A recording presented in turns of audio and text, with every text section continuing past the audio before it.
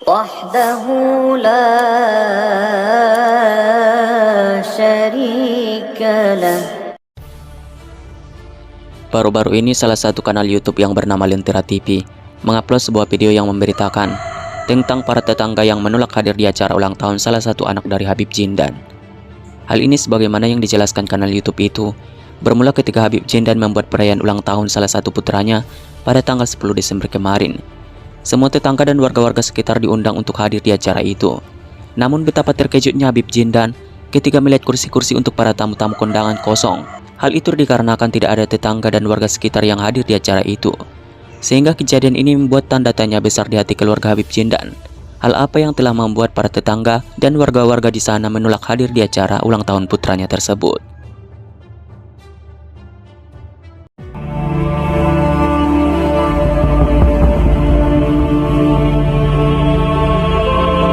Gus Miftah kena batunya. Sudah membela mati-matian kaum Baklawi Yaman.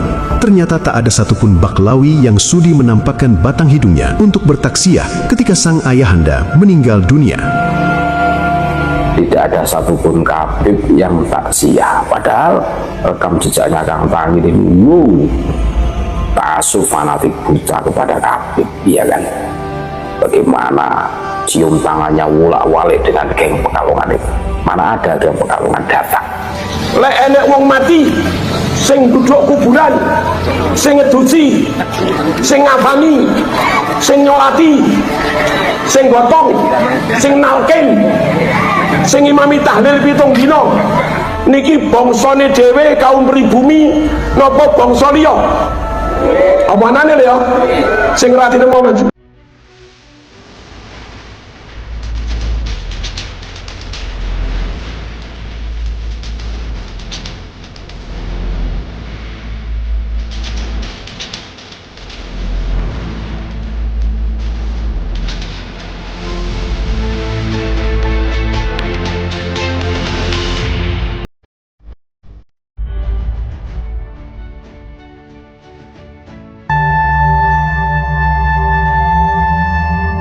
Selasa, 9 Desember 2025 menjadi hari duka yang begitu mendalam bagi seorang Gus Miftah, penceramah kondang jongos Baklawi, pemalsu makam dan pemalsu sejarah Lutfi bin Yahya, di mana sang ayah tercinta meninggal dunia, meninggalkan kesedihan yang mendalam bagi seluruh keluarga besarnya.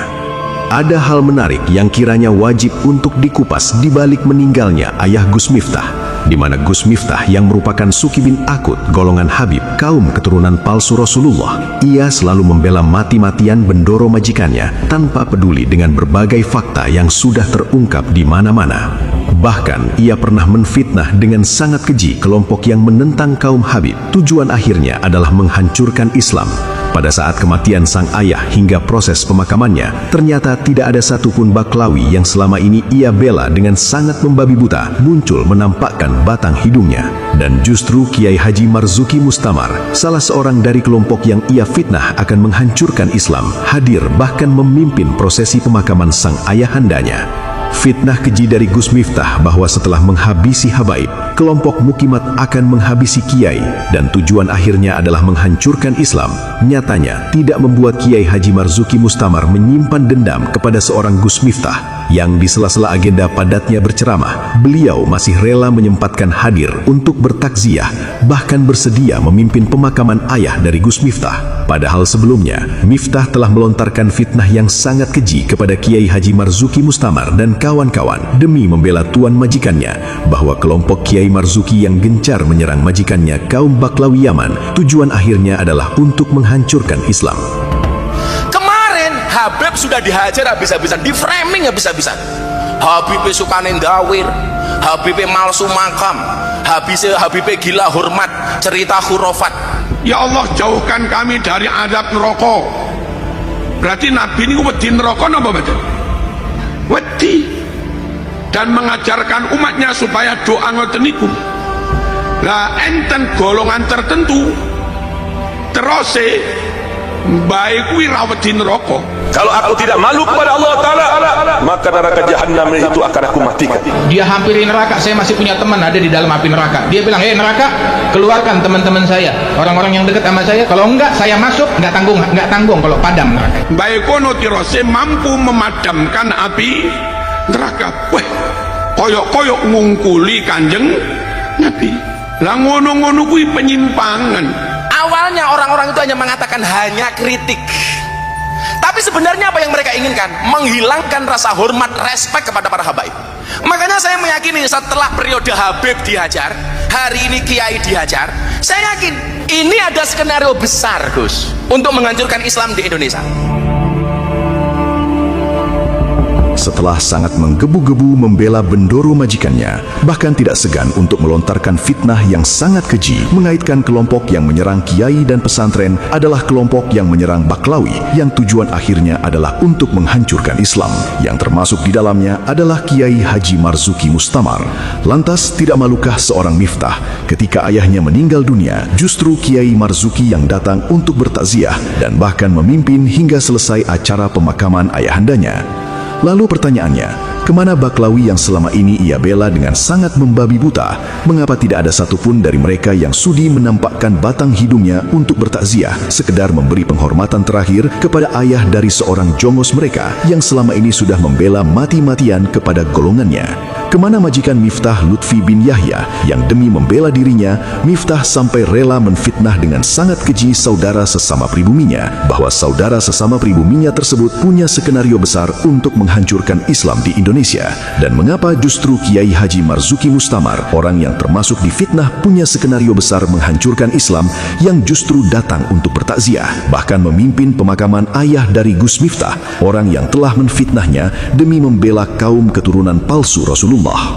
Hal ini seharusnya menjadi pelajaran yang sangat berharga bagi kaum pribumi Nusantara, terutama bagi mereka yang masih menjadi sukibin keturunan pendatang klan Bani Ubaidillah, bahwa sekeras apapun mereka membela tuan majikannya, bahkan sampai rela memusuhi saudara sesama pribuminya, memusuhi ulama pribumi Nusantara. Ketika mereka mati meninggalkan dunia fana, tetap saudara sesama pribumi dan para ulama pribumi Nusantara lah yang mengurusi jenazah mereka. Sedangkan Baklawi yang mereka bela dengan sangat membabi buta, mereka tidak akan pernah peduli dengan bangkai sukibinnya, terkecuali sukibin tersebut adalah seorang tokoh yang punya nama besar semasa hidupnya. Para ulama pribumi Nusantara, terutama kiai kampung yang ada di desa-desa kita, merekalah yang punya jasa besar dalam keislaman bangsa Indonesia, mengurusi umat dari ketika hidup hingga meninggal dunia. Maka sangat biadab orang-orang pribumi Nusantara menyambut Baklawi yang datang cuma sekali dua kali ke kampung kita, namun penghormatannya sangat luar biasa, penghormatan yang tidak pernah didapat oleh kiai kampung yang telah berjasa besar mengenalkan kita kepada Allah dan Rasul-Nya. Sampeyan enggal dibaan rakira lali karo guru TPQ, lek dibaan rakira lali guru Langgar, guru MI, guru Diniyah, lek dibaan mau tinggal ganti sholawat model baru, terus gaya acara model ngono kuwi, settingan acarane mesti Ustadz TPQ ning isor, guru Diniyah ning isor, guru MI ning isor, ranting NO ning isor. Biyen ning alun-alun acara ngoten niku Yai Mas Duki Mahfud kon lungguh ning isor. Kula protes ra gelem munggah. Iki guruku aja. Nek aku nang dhuwur Mas Duki Mahfud ning isor ya jadi jambu mente Marzuki. Idil fatah hasba tiqati rufi wa kullu man lam yaqtaqid lam yantafi. Neng gurune wis gak iktikad, gak yakin manfaat kon ndi, Mas. Nah kula asli gelo karo rawuh mendesain acara, men-setting acara guru-guru bangsa irung pesek lho. Niku lungguh nisor-nisor.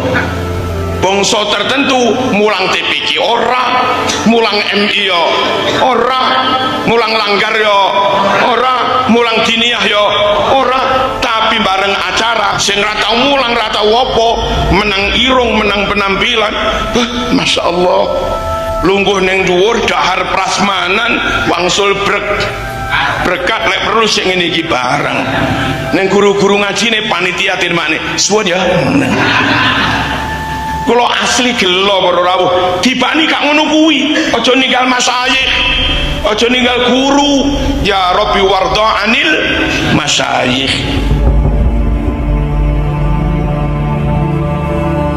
Orang yang sama sekali tidak punya andil dalam keislaman kita kaum pribumi Nusantara cuma datang sekali dua kali ke kampung kita untuk melakukan konser berkedok solawat kepada baginda Rasulullah. Orang-orang pribumi Nusantara dengan sangat bodohnya memberikan penghormatan luar biasa yang bentuk penghormatan tersebut tidak pernah mereka berikan kepada kiai kampung dan juga guru ngajinya yang sungguh sangat berjasa sudah mengajari mereka untuk mengenal Allah dan Rasulnya. Bahkan yang lebih parah, ketika nasab golongan Habib yang mereka puja-puja dibongkar kepalsuannya oleh para kiai Nusantara, mereka ikut membela mati-matian dan bahkan sampai rela memusuhi guru ngajinya seandainya sang guru ngaji mereka ikut membongkar kejahatan kaum Habib yang sangat mereka puja-puja.